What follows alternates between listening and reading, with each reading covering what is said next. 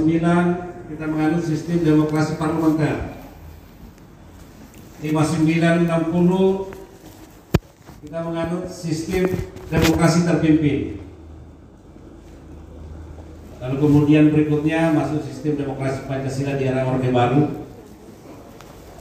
99 kita masuk dalam sistem demokrasi reformasi, tentunya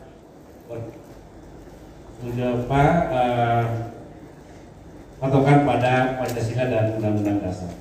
Ini satu perubahan. Kita memang dalam proses mencari bentuk. Pasca reformasi 1998 tadi disampaikan bahwa cukup banyak mengalami dinamika baik dalam konteks penyelenggaraan negara maupun dalam sistem yang terjadi di dalam. Ingat benar ya, 99 ketika itu di era reformasi dinamikanya memang sungguh sangat dinamis, sehingga di MPR ketika itu tadi juga Pak Wahidudin sudah menyampaikan tentang adanya perubahan dalam sistem ketatanegaraan kita, dan ketika itu hampir seluruh fraksi pada saat melakukan amandemen perubahan terhadap Undang-Undang Dasar itu bersepakat terhadap 5 hal prinsip ketika itu. Yang pertama, sepakat untuk tidak mengubah pembukaan Undang-Undang Dasar 45. Ini sebenarnya cikal bakalnya sebenarnya dari sini, sehingga terjadi dinamika dalam konteks penyelenggaraan ketatanegaraan kita dan sistem yang dalam konteks berdemokrasi kita. Lalu kemudian yang kedua, ketika itu hampir seluruh fraksi yang ada di MPR memang diberikan kewenangan terkait dengan masalah perubahan Undang-Undang Dasar, sepakat untuk mempertahankan bentuk negara Kesatuan Republik Indonesia supaya tidak ditaati. Lalu kemudian yang ketiga juga sepakat untuk mempertahankan sistem presidensial, karena sudah beberapa kali mengalami perubahan, tapi hampir semua berpandangan bahwa sistem presidensial lah yang memang lebih tepat, diberikan kekuasaan penuh terhadap presiden, baik dalam konteks sebagai kepala negara maupun dalam konteks sebagai kepala pemerintahan. Lalu kemudian juga sepakat untuk memindahkan beberapa hal-hal yang sifatnya normatif yang ada dalam penjelasan Undang-Undang Dasar dimasukkan dalam batang tubuh di Undang-Undang Dasar 45. Dan yang terakhir, prinsip yang disepakati ketika itu adalah sepakat untuk menempuh cara adendum, jadi tidak dilakukan suatu perubahan secara total. Hampir sama sekarang ini Pak Wahidudin terkait dengan adanya wacana di MPR, kalau saya juga di fraksi MPR, terkait menyangkut masalah perubahan Undang-Undang Dasar 45 terkait masalah PPHN, pokok-pokok haluan negara. Kita melihat bahwa seringkali terjadi kepemimpinan nasional, banyak hal-hal yang telah dilakukan oleh pemerintah sebelumnya, tapi itu tidak berkesinambungan, tidak berkelanjutan. Jadi banyak program-program yang dilakukan oleh pemerintah yang saat berkuasa itu lebih mendahulukan tentang program-program kampanye, sehingga banyak program sebelumnya itu mangkrak, tidak lanjut. sehingga muncul gagasan kita. Ini sudah 3 periode, Pak. Kita gagas bagaimana untuk mengembalikan garis-garis besar haluan negara dengan diksi narasi pokok-pokok haluan negara. Jadi bukan teori tadi. Ini yang menjadi acuan bagi presiden ketika dia menjalankan fungsi sebagai kepala pemerintahan. Tapi itu juga masih terjadi perdebatan. Ketika ini dibuka amandemen, maka bisa saja berbagai macam kepentingan yang ada di lembaga-lembaga negara itu masuk. Ini yang kita tidak inginkan terjadi. Nah, biasanya kalau ini dibuka, peran ini dibuka, pasti banyak yang berbicara menyangkut masalah kewenangan. Hanya kita pandangan sedapat mungkin harus ada kesepakatan dulu. Sama halnya pada saat amandemen Undang-Undang Dasar 1945 atau 99, ada kata sepakat dulu dari seluruh fraksi, sehingga ini tidak dilakukan, tidak jadi bias kemana-mana. Tapi sampai sekarang belum ada kata sepakat untuk itu. Jadi hampir 3 periode saya di DPR itu terus yang dibicarakan. Bahkan kita juga membentuk lembaga kajian di MPR untuk mengkaji sistem ketatanegaraan kita. Tapi sampai sekarang ini belum terrealisasi terkait menyangkut masalah pengembalian garis-garis besar haluan negara yang dimasukkan sebagai pokok-pokok haluan negara. Karena banyak hal sebenarnya kita lihat. Masih banyak ruang-ruang dalam Undang-Undang Dasar 1945 kita ini yang belum bisa menjangkau manakala terjadi kedaruratan politik. Katakanlah misalnya, kemarin juga kita diskusi dengan Pak Bambang Susatyo dan juga sudah sering disampaikan. Ketika misalnya bangsa kita mengalami suatu musibah yang sangat luar biasa, seperti pandemi kemarin, sehingga pelaksanaan pemilu tidak terrealisasi, masa jabatan presiden sudah berakhir. Siapa yang punya hak untuk mengangkat presiden? Pemilu belum bisa dilaksanakan karena ada suatu musibah yang tidak bisa dilakukan untuk pelaksanaan penyelenggaraan pemilu.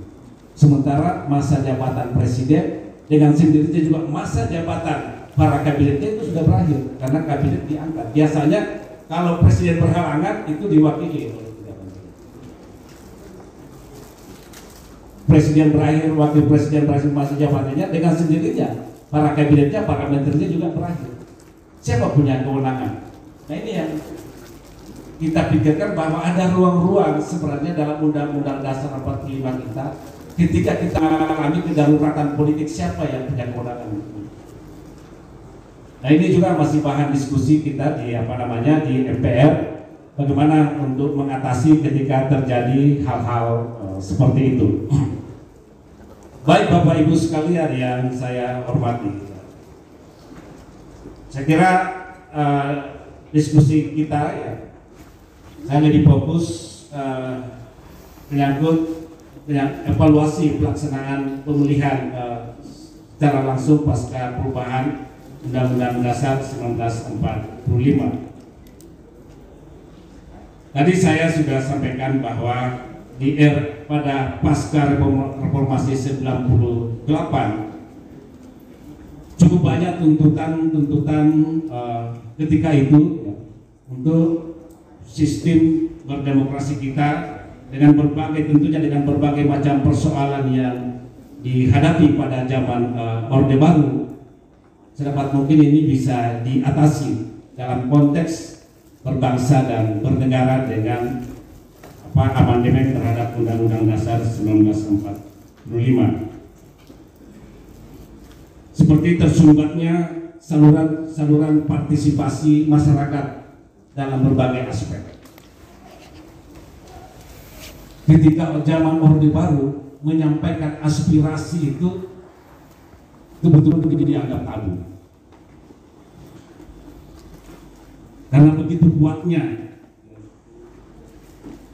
sikap otoritarian pemerintahan di kala itu, sehingga kontrol sosial terhadap pemerintahan itu sangat lemah. Kontrol parlemen, DPR dalam konteks pengawasan sama sekali tidak berjalan, sehingga pada saat reformasi dilakukanlah terbuka ruang yang begitu lebar untuk melakukan pemilu secara jujur, adil, langsung, umum, bebas, dan rahasia. Kalau kemarin tadi juga disampaikan Pak Aidin, dulu hanya 3 partai, hanya 2 partai dan 1 golongan karya, dan kita sudah tahu siapa pemenangnya, kan begitu. Sebelum pemilu kita sudah tahu. Bahkan ada anekdot di luar, kalau pemilu di Amerika dalam konteks pemilihan presiden sekian jam kita bisa tahu siapa pemenang dari pemilihan presiden. Lalu kemudian di India beberapa hari ke depan kita sudah tahu. Di Indonesia sebelum pemilu kita sudah tahu tentang siapa pemenangnya. Itu ada itu. Tapi bisa jadi itu terjadi. Nah, ini juga menjadi bahan pemikiran kita. Bahan pemikiran kita di MPR, sehingga ada muncul wacana bahwa masa jabatan presiden ini sedapat mungkin juga dibatasi hanya 1 periode. Tapi berlaku sekian tahun, katakanlah 8 tahun. Jadi pada saat periode kedua dia tidak menggunakan kekuasaannya, menggunakan alat-alat negara untuk mensukseskan pemilihan terhadap dirinya. Kita lihat tahun 2019, kita tidak bisa. 2019 itu sangat terasa banget. Pemilihan presiden 2019 itu sangat terasa banget bagaimana alat negara itu dengan kekuasaan yang ada padanya itu mensukseskan pemilihan presiden di kala itu. Nah, ini juga menjadi bahan pemikiran bahwa ketika presiden 2 periode, maka periode kedua itu dengan otoritas yang dimiliki itu sangat mudah untuk menggerakkan alat-alat negara dalam mensukseskan kepentingan politiknya. Ada hal yang mendasar sebenarnya, dan inilah yang merubah sistem ketatanegaraan kita. Kalau dulu sebelum ada amandemen pasal 1 ayat 2 itu kedaulatan itu ada di tangan rakyat dan dilaksanakan oleh Majelis Permusyawaratan Rakyat, sistem keterwakilan. Pasca amandemen, kedaulatan itu betul-betul ada di tangan rakyat dan dilaksanakan berdasarkan Undang-Undang Dasar, sehingga lembaga-lembaga negara yang ada saat ini hampir semua sejajar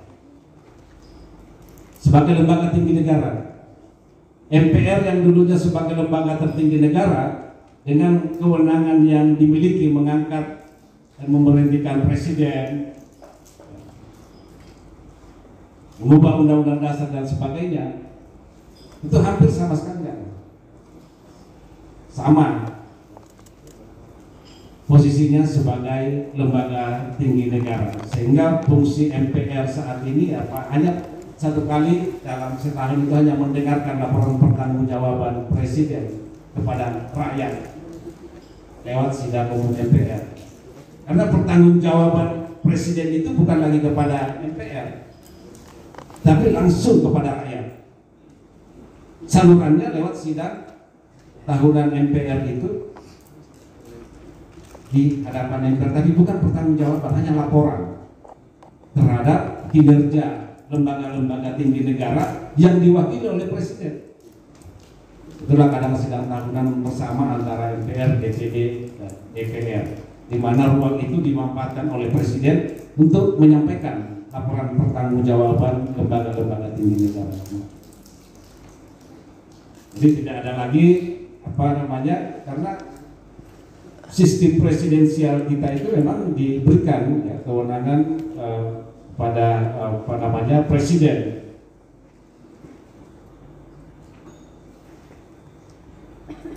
Nah ini yang pasal 1 ayat 2 ya, yang banyak memberikan perubahan ya, termasuk dalam konteks pemulihan umum, di mana seluruh rangkaian proses ketatanegaraan merupakan langkah dalam menata pemerintahan dan pemangku jabatan baik eksekutif maupun berada di legislatif melalui seleksi langsung dari pilihan-pilihan rakyat. Karena rakyat itu yang berdaulat, rakyatlah yang sebenarnya diberikan kuasa dalam hal menentukan,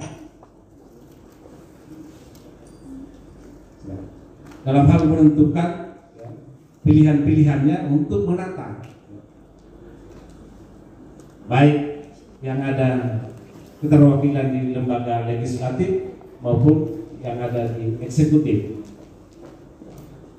Tentunya di legislatif keterwakilan dari pilihan-pilihan masyarakat juga diberikan kewenangan. Jadi bukan lagi kewenangan, hanya sebatas ada 3 fungsi yang dimiliki saat ini. Kalau dulu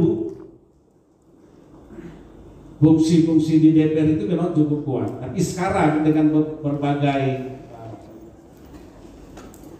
katakanlah ada perubahan, maka fungsi-fungsi yang ada di MPR di samping fungsi pengawasan, legislasi tidak bisa, walaupun dalam undang-undang diberikan mandat sebagai pembentuk undang-undang, tapi harus disepakati oleh dua pihak antara DPR dan pihak pemerintah. Jadi kalau kami dengan Pak Wahidudin Adam kemarin sering membahas undang-undang, ketika Pak Wahidudin Adam tidak sepakat, maka undang-undang itu tidak bisa.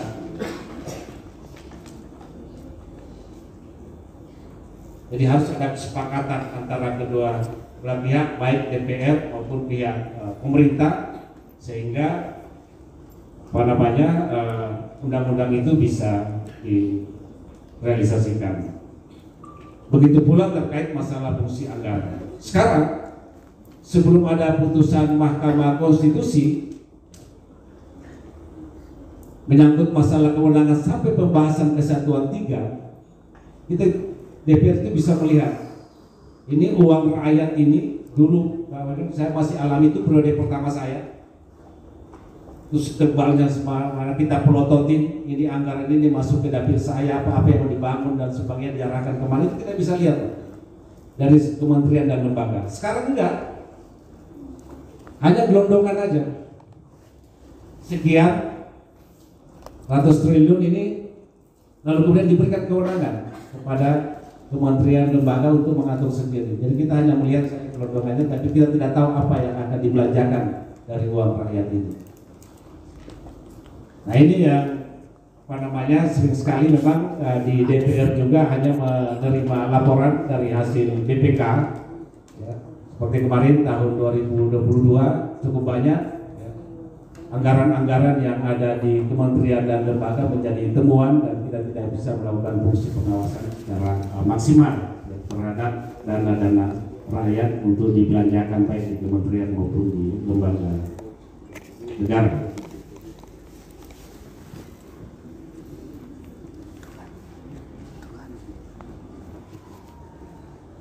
Ya, tadi saya sudah jelaskan menyangkut masalah apa namanya tentang perubahan Undang-Undang Dasar 45, karena memang terasa sekali bahwa perubahan pertama dilakukan dalam sidang tahun MPR 99 yang arahnya untuk membatasi kekuasaan presiden dan memperkuat kedudukan Dewan Perwakilan Rakyat, tapi dalam perjalanannya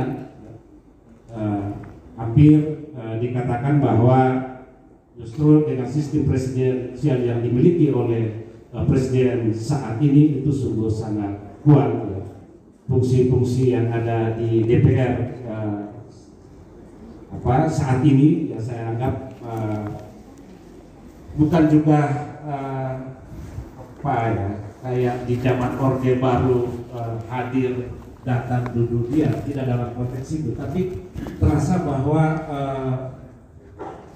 fungsi pengawasan yang dimiliki DPR saat ini itu betul-betul tidak begitu maksimal dengan berbagai regulasi yang membatasi tentang kewenangan yang dimiliki. Lalu kemudian perubahan yang kedua ya, di tahun 2020 ya, juga terkait menyangkut masalah wilayah negara dan pembagian pemerintah daerah. Disitulah terjadi desentralisasi ya. Kita lihat ada otonomi daerah dan kewenangan yang dimiliki oleh daerah masing-masing, tapi saat ini juga kita lihat bahwa beberapa kewenangan-kewenangan di daerah misalnya itu ditarik lagi ke pusat. Misalnya terkait masalah minerba. Minerba itu kewenangan dari daerah dengan sistem otonomi daerah yang. Tapi hampir semua perizinan, lalu kemudian dengan berbagai macam yang terkait dengan masalah minerba itu ditentukan kembali oleh pusat. Nah ini yang menurut saya bahwa yang tadinya arah penyelenggaraan negara ini terjadi distribusi kekuasaan ke daerah, tapi lalu kemudian ini beberapa hal-hal yang menjadi kewenangan daerah itu ditarik kembali ke pusat. Tentunya dengan kita belum tahu pertimbangan apa yang mendasari hal sedemikian itu, tapi itu banyak kan diatur lewat Perpres dan sebagainya. Lalu kemudian tahun 2021 ya, perubahan terhadap konstitusi kita terkait menyangkut masalah landasan bernegara, baik secara kelembagaan negara dan hubungan antar lembaga negara dan ketentuan-ketentuan terkait menyangkut masalah pemilihan umum. Sama halnya di tahun 2022 karena kita mengalami 4 kali perubahan Undang-Undang Dasar, pergantian Presiden DPD sebagai bagian dari MPR. Lalu kemudian Presiden diberikan kewenangan terkait menyangkut masalah perang, perdamaian dan perjanjian dan seterusnya. Jadi sekali lagi saya katakan bahwa kita 4 kali melakukan perubahan terhadap Undang-Undang Dasar 45 mulai 99 sampai 2022. Itulah yang mengalami suatu dinamika ya, baik dalam konteks kelembagaan maupun terhadap sistem dalam kehidupan berbangsa dan bernegara. Nah, tahun 2001 dalam kaitan menyangkut masalah pemilihan umum, lahirlah 3 lembaga.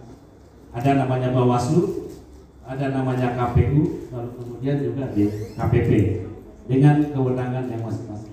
Persoalannya Pak Muhyiddin,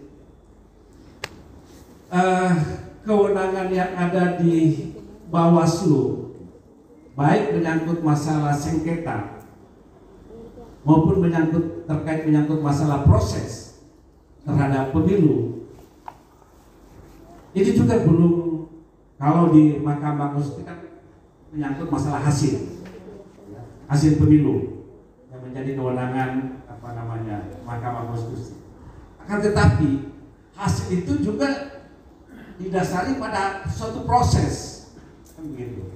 Tapi proses pemeriksaannya itu 2 lembaga yang berbeda. Bahkan 3. Bisa masuk ke peradilan tata usaha negara, bisa dieksekusi oleh Bawaslu, lalu kemudian dilaksanakan oleh KPU. Nah ini juga masih perlu pengaturan yang mendalam, dan saya kira mudah-mudahan dalam seminar ini ada suatu diskusi terkait masalah itu supaya terarah. Karena suatu hasil itu tidak bisa kita lepaskan dari suatu proses.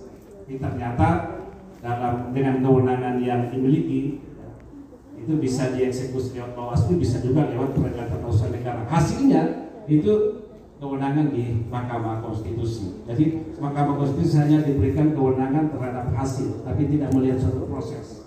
Apakah itu pelanggaran administrasi, apakah itu sengketa dan sebagainya. Nah ini juga menjadi bahan diskusi kita ya terhadap persoalan-persoalan yang terjadi di pemilihan umum. Tentunya menurut saya ini perlu ada suatu perangkat peraturan perundang-undangan dalam pelaksanaan sehingga betul-betul ya, baik Komisi Pemilihan Umum, Bawaslu maupun DKPP itu jelas tentang kewenangan-kewenangan yang dimiliki. Baik Bapak Ibu sekalian yang saya hormati,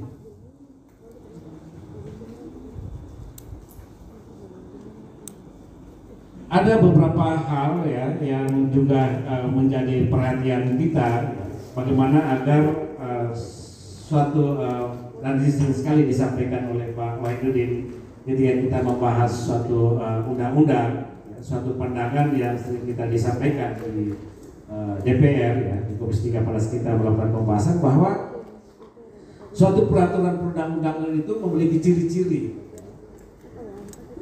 sifatnya bersifat umum dan komprehensif dan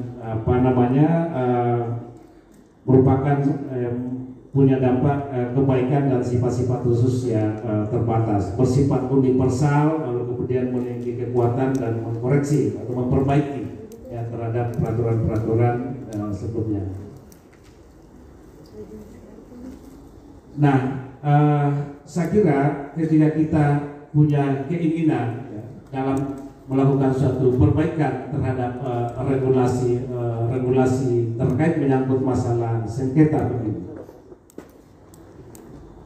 dengan keberadaan Mahkamah Konstitusi tadi juga disampaikan oleh Ibu Elis tadi, ada sekian ratus sengketa yang akan dihadapi nanti, apalagi dengan pemilu serentak ini, dengan keterbatasan sumber daya yang ada di Mahkamah Konstitusi dan juga keterbatasan anggaran. Kemarin kita melakukan pembahasan anggaran di Komisi 3 Mahkamah Konstitusi hanya menyiapkan 400 miliar sekian dari potensi terjadinya sengketa 427 sengketa ya Bu. Saya tidak salah kemarin. Ya perkiraan itu dari Bappenas bahwa akan terjadi potensi sengketa di Mahkamah Konstitusi itu pada tahun 2024 itu sekitar 400 berapa kemarin itu yang dipaparkan pada pembahasan anggaran ya, sekitar terjadi PHPU ya, baik terhadap legislatif maupun terhadap sengketa Pilpres, itu diperkirakan akan ada kasus 524 akan terjadi sengketa hasil pemilihan, itu diproyeksikan 524 kasus, baik menyangkut masalah legislatif maupun terkait menyangkut masalah Pilpres, dan dianggarkan 425 miliar sekian. Namun kita berpikiran bahwa ketika sekian ratus kasus dan sumber daya manusia yang dimiliki oleh Mahkamah Konstitusi, 9 Mahkamah Konstitusi, lalu kemudian beberapa perangkat yang ada di dalamnya, saya pernah melihat Pak, tadi saya singgung, saya pada saat terjadi sengketa, saya Mahkamah Konstitusi melihat tumpukan berkas di apa namanya di ruang-ruang hakim Mahkamah Konstitusi, karena kebetulan ketika itu ada anak saya dari hakim Mahkamah Konstitusi saja. Kita sana lihat jalan hakim aja dalam ruang itu sangat susah, Pak. Kalau Pak Wahid Hidayat kan 2014 ya Pak ya. Beliau ini adalah hasil fit and proper di Komisi 3 bersama dengan Prof. Aswanto. Jadi beliau ini utusan DPR. Jadi beliau ini kita betul-betul memberikan penghargaan dan apresiasi yang tinggi selama menjabat sebagai Hakim Konstitusi dengan pengalaman yang dimiliki, pertimbangan hukumnya pun kalau kita baca secara orang hukum pun bisa memahami. Terima kasih Pak Wahidin, Bapak sangat diapresiasi Komisi 3. Cuma beliau ini sudah mau pensiun. Surat dari Sekjen Mahkamah Agung sudah masuk ke Komisi 3. Makanya Komisi 3 membuka seleksi saat ini, sudah diumumkan lewat media. Mudah-mudahan ada guru besar dari Tadulako ini juga bisa menggantikan. Karena beliau ini sudah 2 periode dan sudah memasuki masa pensiun. Prof. Subadana boleh perlu didaftarkan untuk jadi hakim mahkamah. Karena berapa kali saya dorong kawan-kawan dari Tadulako ini, coba deh, masa kita tidak ada perwakilan di Mahkamah Agung, masa kita tidak ada perwakilan di Mahkamah Konstitusi, kenapa sih? Ya mumpung saya masih di Komisi 3. Terima kasih ya kawan-kawan, walaupun Anda masih dengar-dengar lah, karena saya juga sudah dianggap sensitif di sana gitu kan. Tapi belum ada yang mendaftar gitu loh.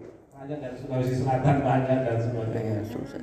Tadulako perlu ya, dipikirkan baik di Mahkamah Agung maupun di Mahkamah Konstitusi. Dalam waktu dekat Mahkamah Agung juga sudah membuka pendaftaran untuk itu.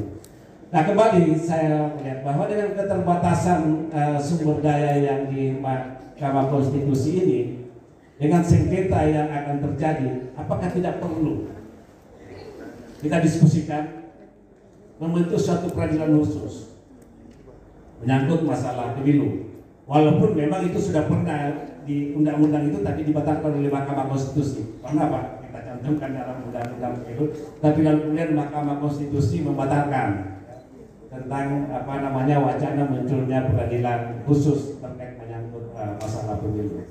It's okay, tapi paling tidak menurut saya beban yang dimiliki oleh Mahkamah Konstitusi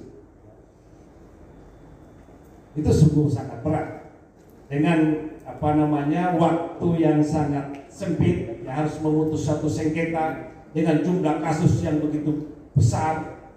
Ya kita juga harus manusiawi melihat hakim-hakim beliau adalah para dewa yang mengawal konstitusi kita yang juga memang tidak harus Nah ini yang menurut saya jadi masih itu jadi bahan diskusi lagi kemarin di DPR dengan pemilu serentak ini antara legislatif dan pilpres, dan tentunya